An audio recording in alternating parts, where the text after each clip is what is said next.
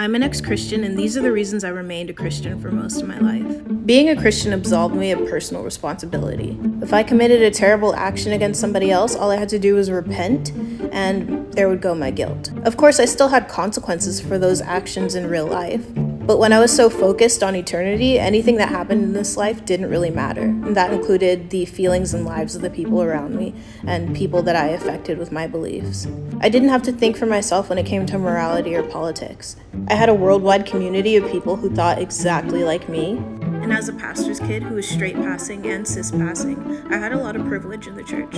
And even though we barely loved anyone, we told everyone we did, so it made me feel good about myself. Whenever somebody left the faith, we pretty much excommunicated them, so I never had to think about what I actually believed.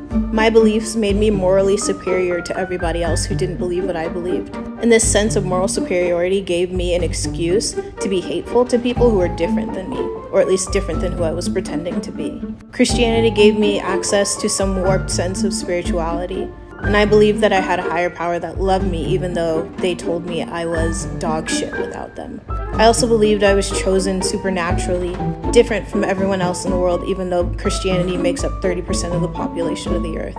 Ultimately, I just never had to take responsibility for my own life. And as much as I pretended that it was hard being a Christian, it's much harder not being a Christian and actually having to think for myself. It's much harder to think about this life than it is to think about eternity. It's much harder to understand that I am personally responsible for the atrocities committed by the church. I actively participated in and advocated for them. And yes, I believe that every single evangelical Christian is perpetuating oppression and death, as I did.